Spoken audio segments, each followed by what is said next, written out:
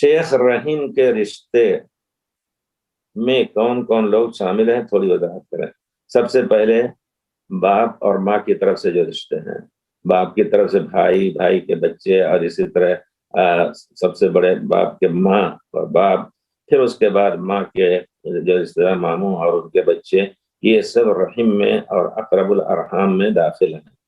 اسی طرح بعض علماء نے کہا ہے کہ بیوی کے ساتھ، بیوی کے جو گھر والے ہیں وہ یقیناً ارحام میں شامل نہیں ہیں، لیکن ایک عام جو ان کا حق ہے بیوی کی وجہ سے کبھی ان کے ساتھ خاص مدد کا، وہ حق ان کے ساتھ رہتا ہے۔ لیکن اصل ذوی الارحام جن کا حکم ہے کہ ان اللہ یامر بالعدل والاحسان وایتاء ذی القربی، تو ماں کی طرف، ماں کی طرف سے جو لوگ ہیں، باپ کی طرف سے جو لوگ ہیں، وہ سب سے پہلے حقدار ہیں۔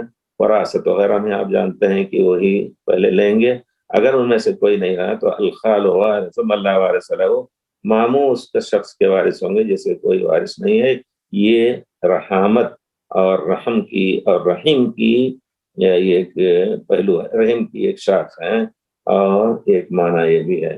جی، تو یہ کہنا کہ نہیں ماں کی طرف سے جو لوگ ہیں وہ نہیں ہیں ارحام میں، یہ غلط ہے۔ ماں کی طرف سے جو لوگ ہیں وہ بھی ارحام میں شامل ہیں، اور ہر ایک کو قدر مراتب ان کے ساتھ صلہ رحمی کا وجوب جو ہے اس کا خیال رکھنا ہے۔